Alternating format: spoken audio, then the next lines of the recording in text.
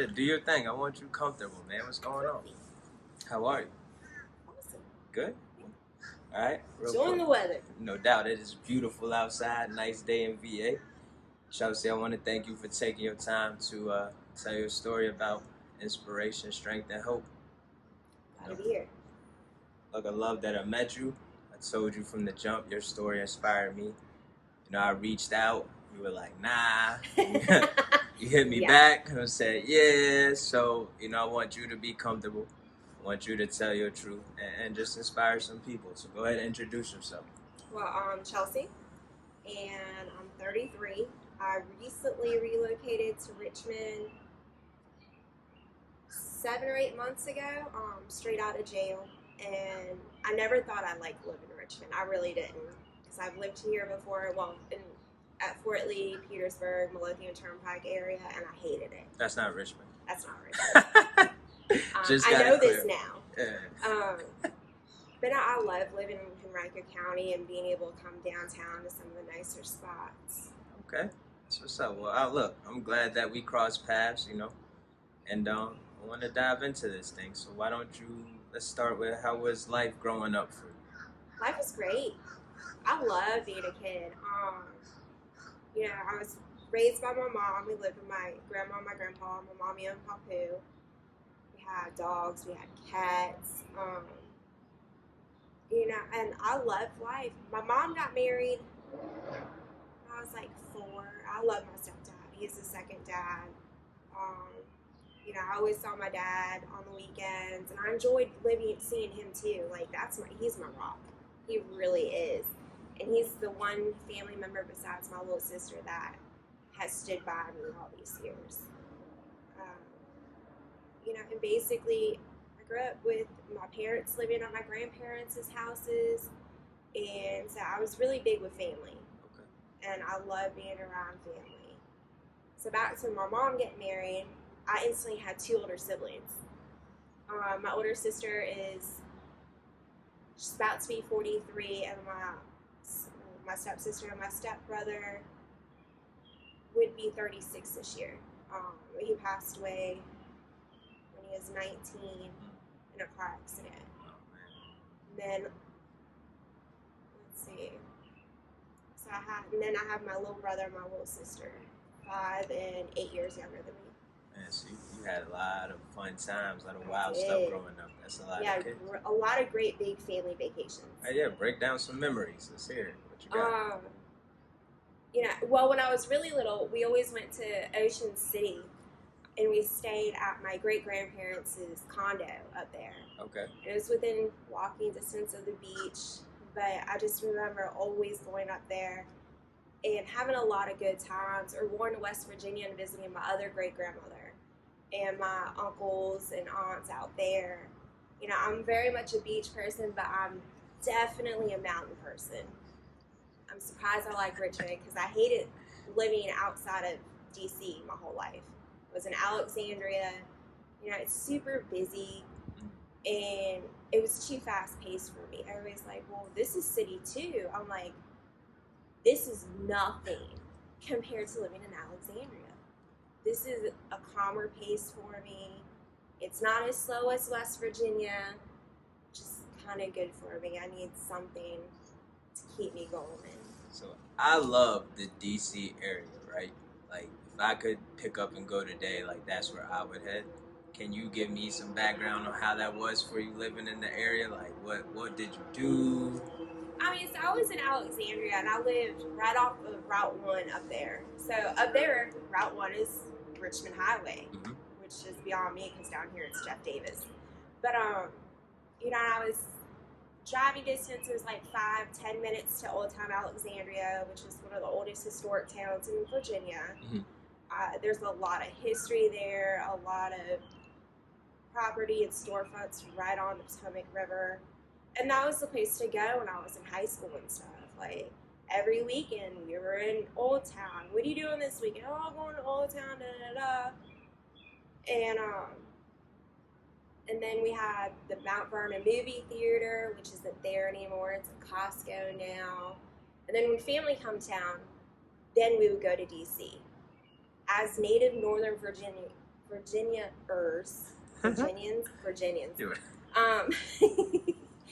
We never went to DC. We didn't.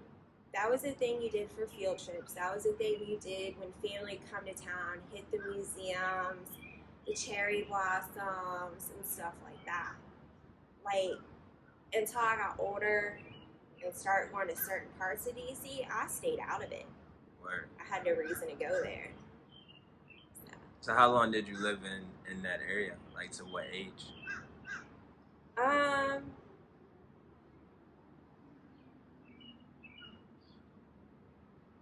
20. See, I'm 33. Until I was like 28, 29. So look, yeah, we're gonna have to have a separate conversation then, because I definitely want to know about like DC living. All right, so you brought us through childhood a little bit. Let's go after high school. Like, what was Chelsea's story? So after high school, I was going to community college. Okay. I talked a good game while I was in high school. Yeah, I'm going to go to university. I'm going to do this. I'm going to do that. I'm going to go in the military. When it came down to it, I was more interested in hanging out with my friends and working. I had no desire to really leave my family. So I was working on and off with a Republican marketing firm, and I used to babysit for the owner. So whenever they needed summer help or just needed somebody to sit in for their secretary or whatever, I'd always go work for them. But I was also working as a substitute teacher with Fairfax County. And that was the year after I graduated. So a lot of my friends were still in high school. But that June, the year after I graduated, one of my really good friends, we grew up playing softball together, was killed in a car accident graduation night. So, just seeing all of my friends like go through this traumatic loss, and then me as a substitute teacher, I'm supposed to be there for the students. I'm supposed to be a support system, and I was just as broken as they were, and I was worthless, absolutely worthless. They ended up sending me home for the day, I think, if I remember correctly, because I couldn't do anything except for cry. Because it was a pointless death. They had been drinking and went to go get on 395 to go to DC to a club, and a tractor trailer ran them off the road, and they went into the median and were killed instantly. One girl survived. And the sad thing was that there was a whole car of sober people, but none of them wanted to drive them. That is deep and touching to me, as we do connect on this, addiction and recovery plan. So sorry for your loss, and to those families of the young people who passed away so tragically. It was a long time. We threw a lot of parties in their memory. Right, because that's how we celebrated death growing up. Right. Yeah. But here we all are between the ages of 17 and 20, getting absolutely wasted and getting high at all these parties to deal with the pain that we were going through. Right. That was our way of coping. Right. So, my family, there's a line of alcoholics, but I'm the first actual addict. Or has accepted that I'm an addict. So how did that come about? Like, let's, because that's where we connect at. How did that come about? Like, when? So I started drinking in high school. Okay. I was dating a guy that was a little bit older than me. He drank a lot. So, I drank a lot, and I wasn't a beer drinker. My dad's side of the family, they all like beer. My dad and I like whiskey and bourbon. I was the girl that would show up with a bottle of Jack Daniels and sit there and could finish the fifth by myself by the time I was 21. Damn. I mean, back then it was an accomplishment. Like, I wasn't throwing up. I was the life of the party. And, you know, we sit there, smoke blunts. And it was around, when I was like 19 or 20, a couple of my friends had moved out of their parents' house and down the road from me. And it became the party house. And that's when I really got into heavier drugs after weed. You know, I started rolling on ecstasy, started doing cocaine, dibble dabble on pain pills, and that was the beginning of the end for me. That really was. I didn't see the freight train coming in my future. Absolutely did not. I thought I was just having a good time. That's what it starts like, right? It is. So let's go through this train ride. Like, started to notice it, and then it took a hold of you. It did. My son's father is an addict as well. You know, and so we started using together, but we didn't recognize it as a problem because all of our friends, we'd never even heard of addiction really, or I hadn't. I didn't know what it was. I just thought I liked painkillers a lot, and I could smoke them, but I could still function. And it gave me energy, and I was a totally different person. I was calm, but I had energy, and it worked for me. Because when I would smoke weed, I wouldn't want to do nothing. You know, I want to just go eat and take a nap or just drive around. But I could do the painkillers and go to work and be super productive and all over the place, but not. Because you'll notice, I have a lot of squirrel moments. But I fell in love with opiates. And then it got to a point, I found out I couldn't drink and do opiates. I would get violently ill. So we would pick. We were either drinking that weekend or we were getting high that weekend. By the time I was 21, we were using a lot together, and I had my own place by then too. So it's like, I didn't really have to go anywhere. I would get my pills, I'd go back home, and I would just get high all night, not even go to sleep, go to work, come home, go to the bar. Like, it was just an ongoing thing. It got to the point where after work, bartenders at bars would know me by name. They would know my drink. They could tell what kind of mood I was in as to what I would want to drink. It was either going to be a Jack and Daniels if I was in a pissed off mood going to Outback, or Outback bartenders knew that if I was in a good mood what was it called? Get me a Wallaby Darn. Wallaby Darns, I think it is. You know, and looking back, it's sad. Like, the bartender should not know what kind of drink to make me at 21 based on how I look coming into the bar. I hadn't even spoken to them, but just walk in the door, and they could tell. I got on first name basis with all the bars I went to. All the bartenders knew me. All the bartenders knew what I drank. My favorite bar, it was a nightclub basically. It was a country bar up in Alexandria. It was on the outer city limits, but it was still Alexandria City. I didn't have to wait in line for my drink. I'd stand there with my cup on my head like this, get the bartender's attention, and all of a sudden, over all these people in front of me, here's my cup coming. And everybody's like looking back. I'm like, what you need a drink? What you need? I mean, and then these people would buy me drinks because I'm sitting there, you know, getting them their drinks without having to wait in line. They're like, you are incredible. I was like, I come here a lot. A lot. But I guess I got pregnant with my son in July of 2009, and I was in the process of moving because my roommates and I weren't getting along anymore, so I moved in with my dad in Stafford. I was working full-time, well, more like 70, 80 hours. I didn't realize I was pregnant at first and continued drinking and doing cocaine because We were salespeople. It's what we did. It wasn't until one night I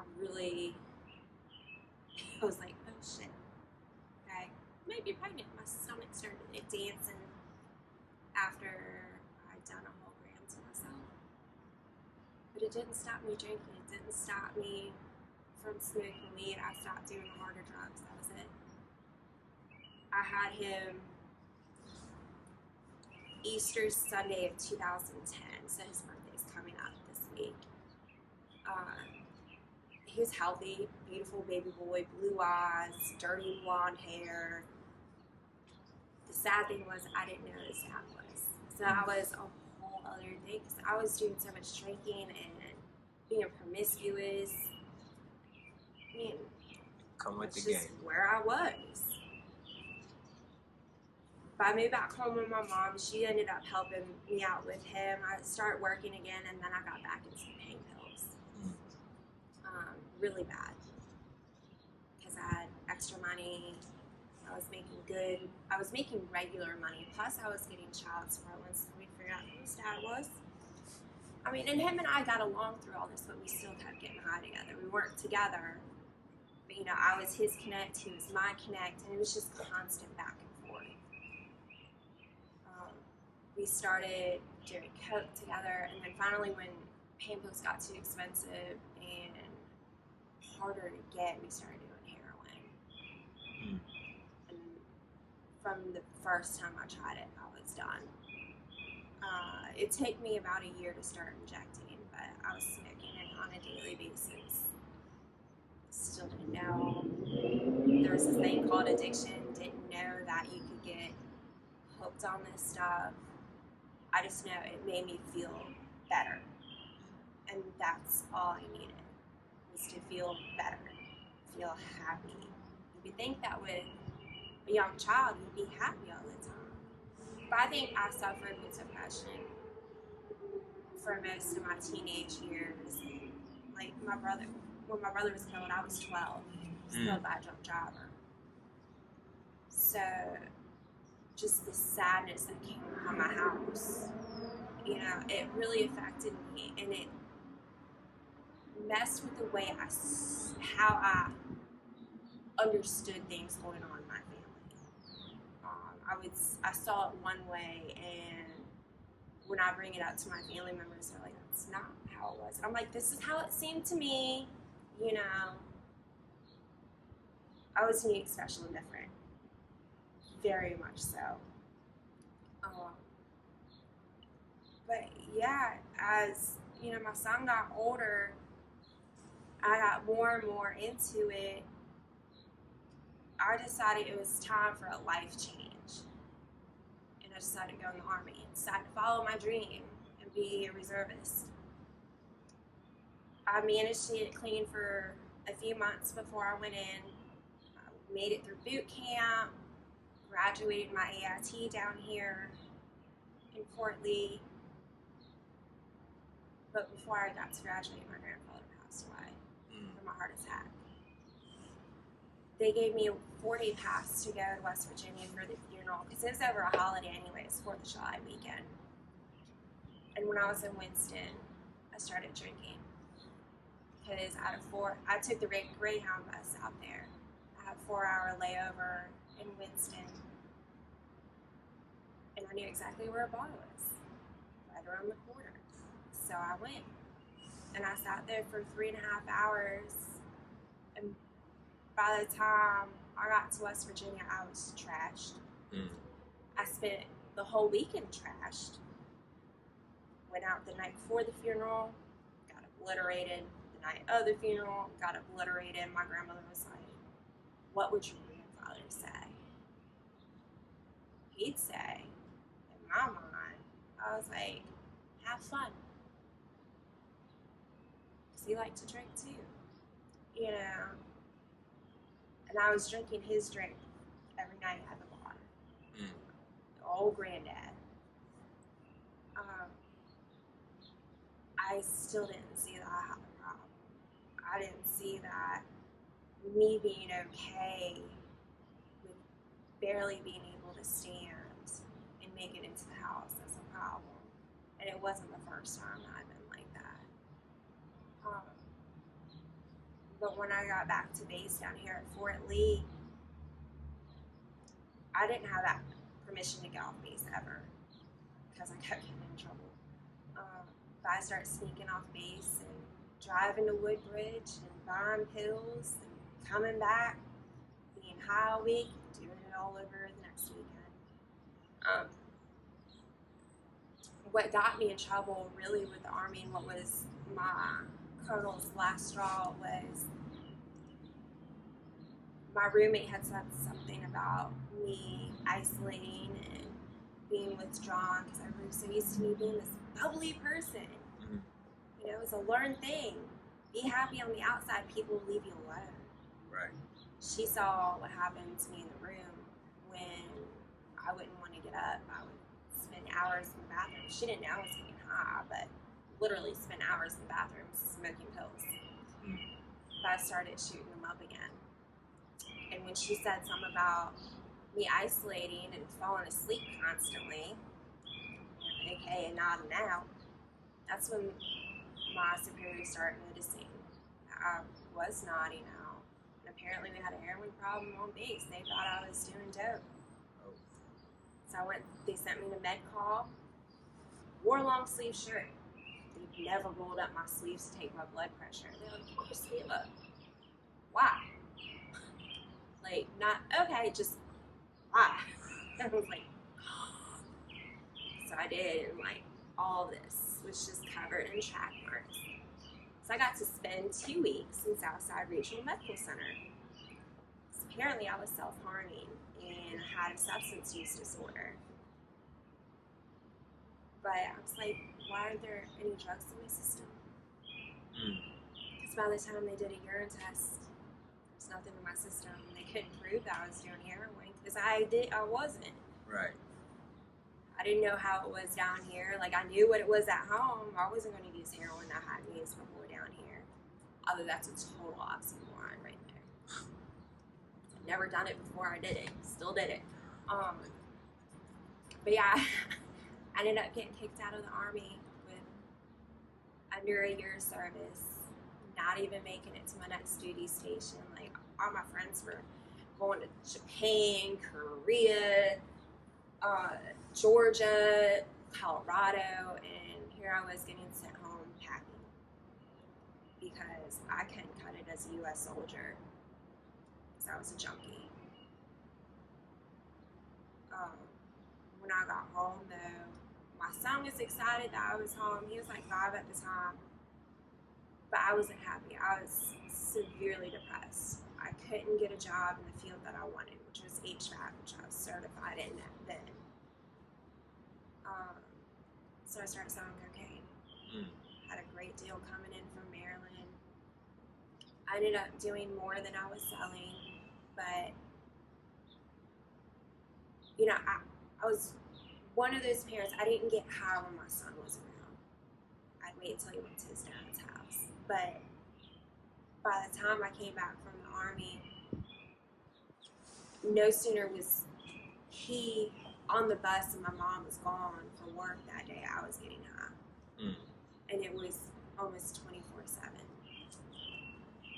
I came home with $10,000 in my bank account. I bought a car for $7,000 cash.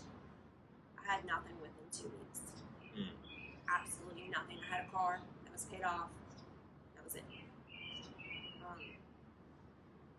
I ended up overdosing for the first time a few months after that, and that was when my mom found me, kicked me out. She's like, I can't do this anymore. Well, F you, blah, blah, blah. You know, because she was separating me and my son. At the time, she was separating us. Now I understand I separated us. I was the problem. Hindsight is 20/20. It is. And, you know, there's been a lot of angst between my mother and I, but it's all been because of my actions. You know, yes, I'm saying my actions. If my mother ever watches this, I'm admitting it's my fault. This is a huge thing. You know, we're just starting to get a better relationship. Understood. And, you know, I've learned when not to go off, and I'm just like, I can't handle this conversation anymore. Can we continue this or come back to it later? And I'll get off the phone before I absolutely blow a gasket. Very angry person.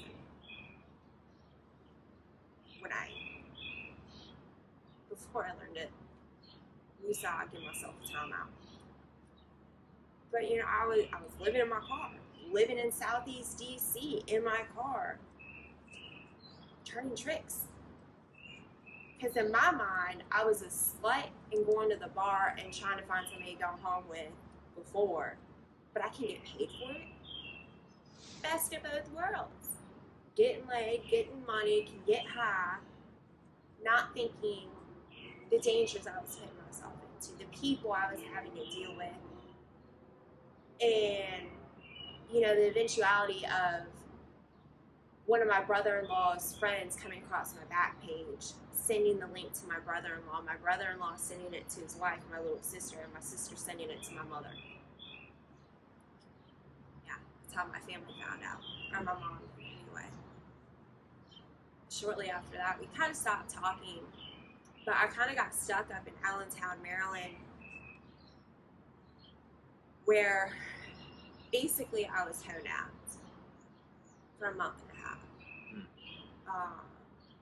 by 3 guys that I knew from Southeast, Southern Ave. They held me against my will, forcing me to turn tricks. They had control of the phone. They had control of how many jobs I was doing. They had control of the money. They had the control of the fact that they would not allow me to get high. So I didn't have to feel this, that I could disassociate from what I was having to go through. You know,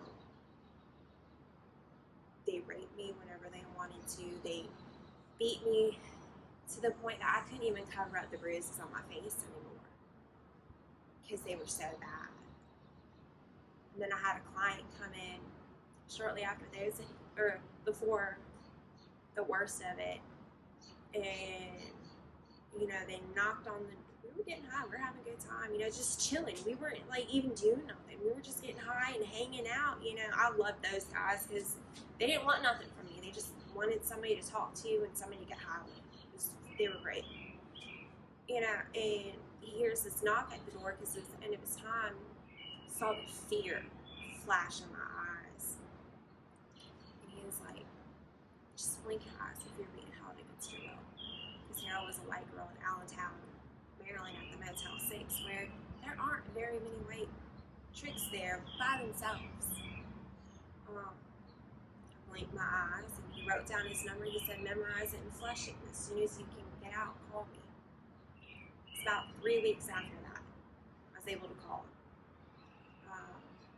You guys were all passed out from doing Xanax all night. Kept giving me lines. I kept brushing them off the sink, brushing it off into the floor. So I was clear as day, ready to go. While they're partying, I'm sitting there packing all my things. They're watching me pack my things, not thinking something's about to happen.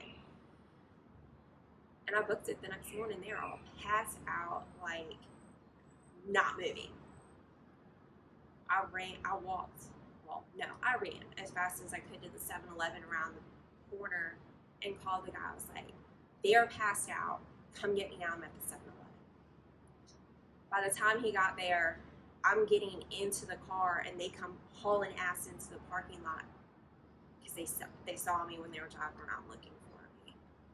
And it was a high-speed chase through the back roads of Maryland. And it wasn't until we were actually literally, and I was wanted at the time. I'd been arrested in Virginia. I was wanted in Fairfax County. We were literally driving to the state police barracks to try to get these guys to leave us alone. When they realized where we were driving to, they booked a U and went back to Allentown. But he brought me back to Virginia. You know, I called my mom. She didn't turn me in. She was just like, well, I thought you were dead. I'm like, no. I've been kidnapped. I was like, you didn't think it was weird that I haven't called you at all, that my Facebook has been inactive and all this stuff? And she was like, well, you know, I had talked to Jay, one of my friends I went to high school with, that's a police officer, you know, if I didn't hear from you in another week, we were going to issue a missing persons report. She's like, I just thought you were on the run. I'm like, no, not at all. So I went from Alexandria down to Woodbridge because I was wanted in Fairfax County, so I didn't want to be there, you know, and met some new people. Started running with a few gangs, started really running with this motorcycle club, you know, and they helped me get set up down there. And I had a one-stop shop. I was the plug, I was trekking, you know, I was making thousands of dollars, and I was making large purchases and being photographed by gang task force with different gangs, and they couldn't figure out who the fuck I was. I came out of nowhere, and I was running game down there. And it lasted for about a good month and a half until I got arrested the first time. I was about to go do my normal re-up on the weekend, and one of my meth dealer at the time, well, my small time meth dealer, the guy that I go to when I was waiting for my re-up to come in, I was like, look, I'll be available in like 30 minutes. Do not park in the hotel parking lot. This is around the time that the cops walk through. Every weekend, the same time, they walk through that parking lot. He didn't listen. He had 2 ounces of meth on him. He goes, well, that girl in that hotel room, her name is Chelsea Rushbrook. She's got a warrant in Fairfax County right there, 137. Damn, no. I was like, when I got out of jail, my neighbor was like, he's like, put all your business out there. I'm like, this mom.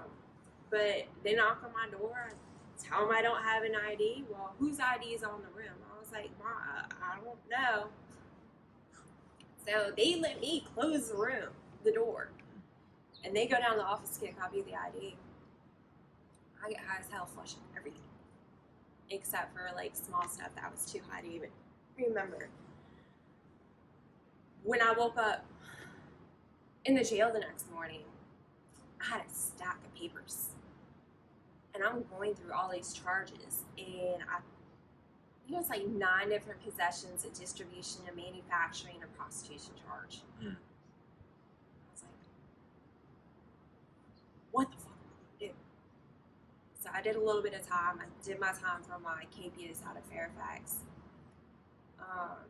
You know, and my case just kept getting continued and continued and continued. It was like they were still trying to get more on me because they couldn't get the distribution to stick. They couldn't get the manufacturing to stick because one was a prescription that was in my name, and I didn't have no pill press for Xanax, so I found an actual Xanax on me. But that was really, so the beginning of 2007 was like my absolute decline. I was no longer functioning. My life was completely unmanageable. I was out of control. You know, I remember a lot of it, but I don't remember a good majority either. Yeah, it's like time traveling. It is. It's like some days, you know, I can recount everything I did, and then other days I'm like, I don't even remember those months. I don't. But so my son's father, November of 2017, had overdosed. And then I really got out of control.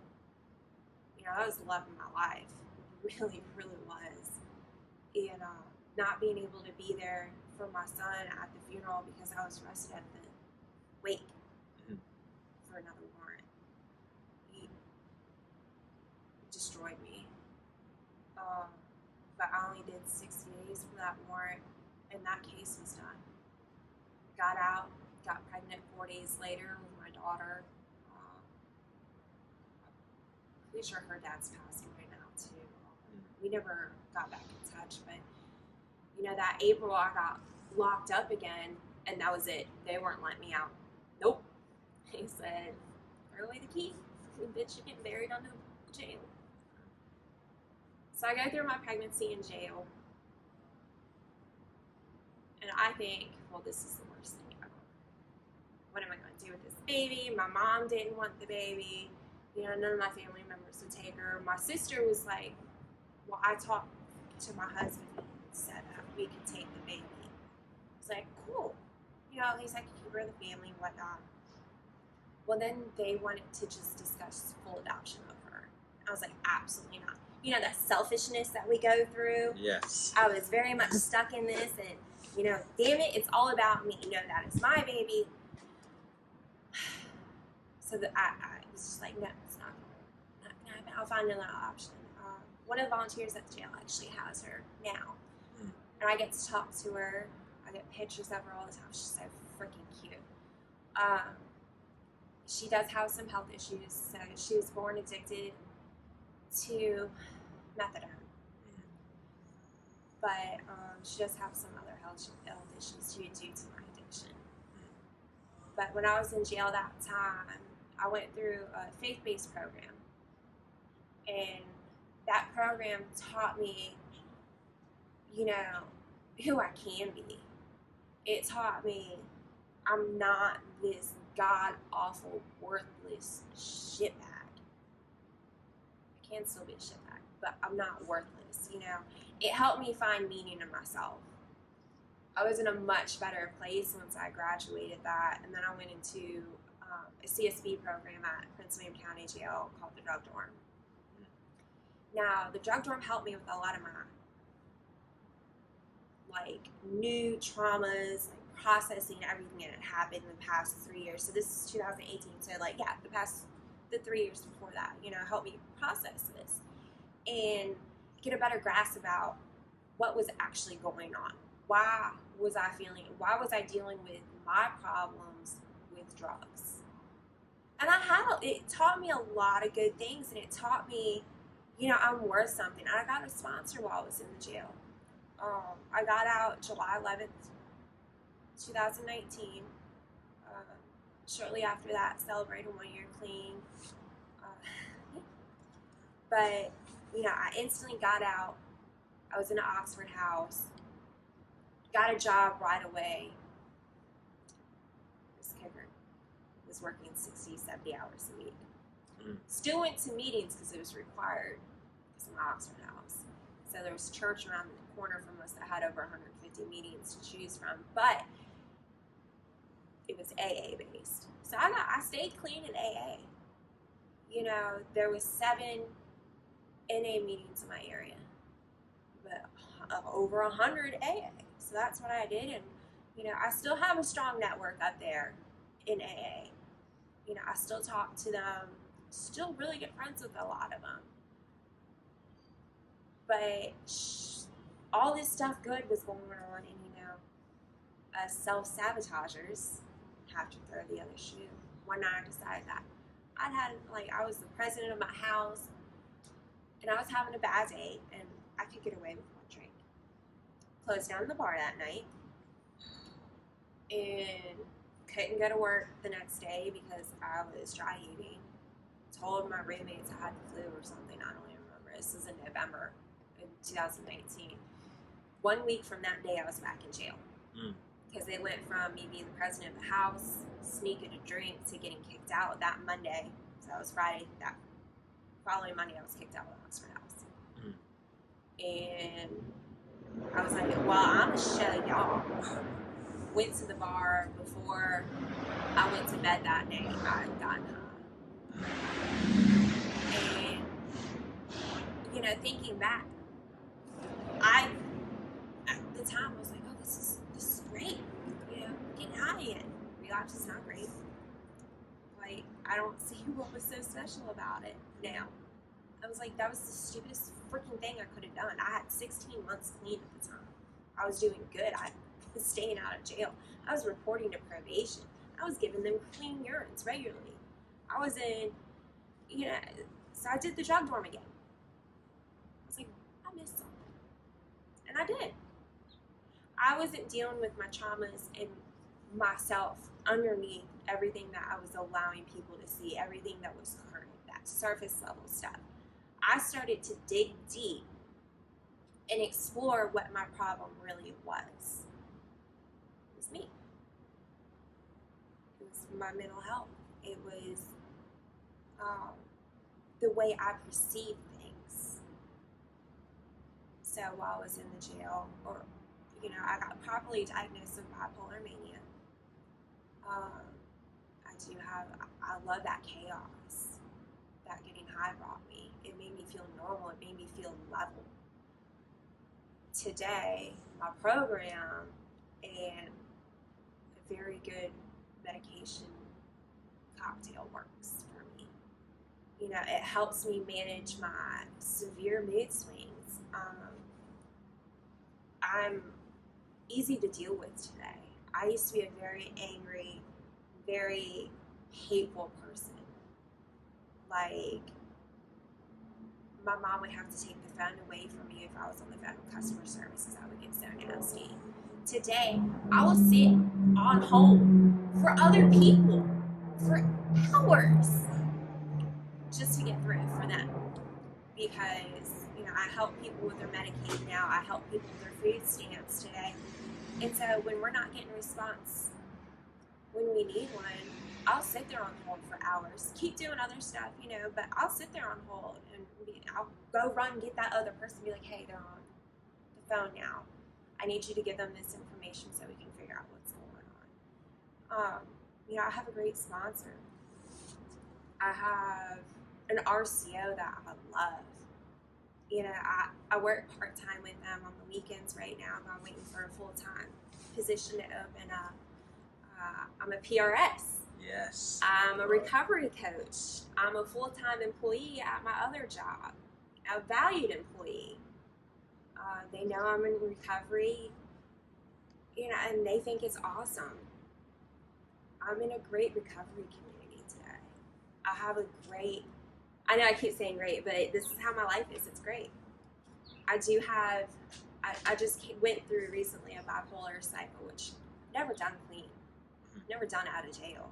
So it was weird.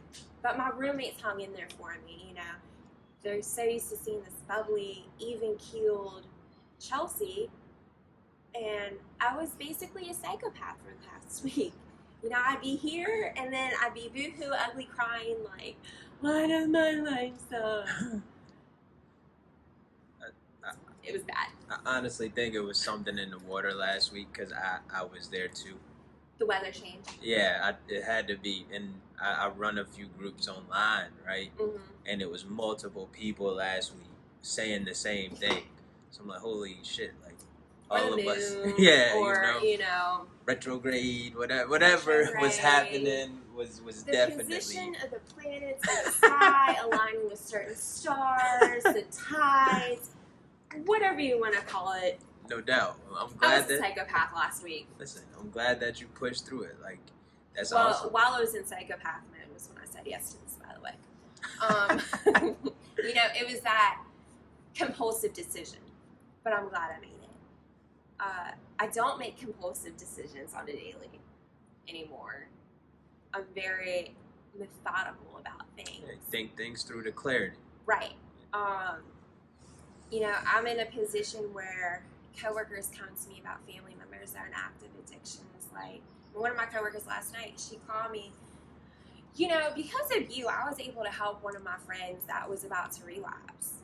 Like, I went and picked her up, we talked about it, and she went home not crying and thanked me for being there for her. She's like, had I not met you and you not taught me what I know already, I don't think I could have done that.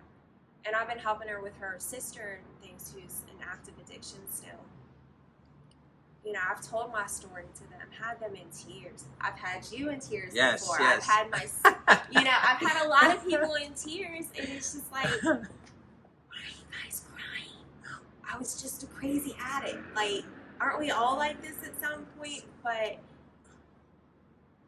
I'm a stronger person today. I've battled through bad weather. I've battled through my mental health, through the law system. My number one support person in my network, my probation officer. Yes, probation works if you want it to work. You can get off early. I'm going on shadow track. But they are really meant to be a support person. they're not meant to take us down. You know, it's all in how you use the system as it's actually designed. You stay clean, you give them clean urines, you don't abscond, you know, you get these great freedoms with probation. Right. I have a great relationship. I can tell, hey, this good thing happened today. You know, I get it, I'm proud of you from that. I get to spend my son, well, the weekend after my son's birthday, but he gets to spend the night with me at my dad's house. He hasn't spent the night with me in over 5 years. Look, you got me ready to cry now. You know. Yeah, my medication's kicking in. I'm good on the crying. You know, I got to spend almost $500 on him for his birthday. I don't remember the last time I bought him this many presents and actual, like, not dollar store presents. I got to spoil my daughter with a bunch of new outfits. I mailed them up. I had them shipped to their house and surprised them and got a text message with pictures of her in her new outfits and thank you so much for the clothes. She loves them. You know, I have hobbies now. I'm really lame. I ain't gonna lie. I'm lame as shit. I sit at home after work and watch TV and watch Netflix, but I have this obsession with 5D diamond paintings and I love them and I spend entirely too much money on them. But it's my calm down. It's my grounding activity every night before I go to bed. I sit there, I work on it for like an hour, and then I go to bed. I have a nightly routine after I take my meds, and I do that. I lay down, you know, and I meditate. I breathe in. Yeah, I breathe in, and in my mind I'm saying let, and then out with go, in with I, and out with surrender. I sleep better being able to do that. I fall asleep faster because I actually today have an inner peace that I've never had before in my life. Ever. You know, I can be pretty raunchy with my humor. I'm not politically correct 100% of the time, you know, but it's all about who my audience is. And I know when I can joke and I know when to be serious. And the participants in my RCO know when I'm joking and they know when I'm like, all right, let's get down to business, let's do this. Because yes, I'm a peer in the participation, like as a participant, but I'm also, you know, a peer leader. I'm a recovery coach. I'm about to be full-time staff there. I am weekend staff. We have a good time on the weekends. And the guys actually want to do an art group. And I think it's cool shit because I like art, you know? But I get to do all these fun things and I don't have to worry about spending money. Right. I have savings. I can get tattooed. I can, you know, I can drop $400 at a tattoo parlor and be like, all right, you know. And just enjoying life. Right. You know? I don't drive. You know, I have people driving me around, but we have fun in the car. Like, we laugh, we joke. One of my roommates, we went to cook out the other night, and on the way home, you know, I sung one of my favorite songs to her, and she was like, you just gave me goosebumps. She's like, you were singing to somebody. It wasn't me, but she was singing to somebody. You know, but it was one of my favorite country songs, and it's about airborne rangers and the Vietnam War. Mm-hmm. You know, my grandfather was in the Vietnam War. It's the most unspoken about war. You know, and a lot of veterans that are still alive from it are still dealing with it. Mm-hmm. And I want to say, as a veteran, being open about my recovery and about my service, even though I wasn't in law, I hope that I can give other veterans, active duty members that are dealing with alcoholism and addiction, you know, some hope. Right. There is a community for it. And you might not, you know, addicts, NA, those junkies, we're all the same. It doesn't matter how we do it. We all are. We're all human. Right. You know, people might look at me as an ex-junkie. I look at myself as somebody that has experienced a hard life I look at you with as substances and has moved on. somebody that's been through a lot, and I know for a fact you can handle damn near anything. You know? Today I can. And that's why, I thank you for doing this. Like, I appreciate you having me. And I appreciate you. Like, once again, hearing that story, I got goosebumps all over again because I'm surprised I did it without crying. I couldn't imagine. I had a good day today. Like being in those spaces, right? So for me, like I told you the first time, like upon first meeting, like I heard a lot of strength. And if there was ever a tough day, because it's still life, we deal with shit. You know what I'm saying? Being in recovery is not an easy thing. You No. read my Facebook post the other night. Right. It's not easy. Clean time does not mean easy. But when you have experiences you can pull from and say, well, this most certainly ain't that. Like, I'm good. You know what I'm saying? It makes, at least my journey today a little bit easier. You feel me? So I appreciate you sitting down with me and giving the game. I want you to drop. If somebody could give you, or you could give a piece of advice right now to somebody that is in that space where they're contemplating or they're suffering in silence, what would you say? Gosh darn it, talk about it. That's it. Talk about it. Let somebody know. Let somebody know. Because silence is what kills you. Silence is what almost killed me because I refuse to talk about it. If I'm having thoughts, I'll call somebody today. Yeah, that phone weighs 1,000 pounds until you use it. And I have over 100 women's phone numbers in there. I've only been here in Richmond for 7 months, and I have 100 women's phone numbers, and I know if I can't get that first one, guess what? You go to the next one, and you go to until somebody picks up. Somebody will pick up, or they will call you back. Word. Shared pain is pain lessened. Yes. Word. Look, I gratefully appreciate you doing this. And if you want somebody to reach out to you, where can they find you? They want to contact you. I'm on Facebook. It's Chelsea M. Rushbrook. There's 2 Chelsea Rushbrooks. They're both mine. I only have access with my middle initial M. That's really my only social media right now. I do have Snapchat, but I couldn't even tell you my handle because I really don't use it except for. We gotta get you set up. We gotta get you set up. But I am talking to Jared about starting a blog. But if y'all ever have any questions, just submit the questions to this video. Maybe Jared and I can get back together and do a Q&A session or something. I'd really like that. That's dope. I like that. Yeah, you like that? Okay. Follow up. Thank you so much for your time. Bye, guys.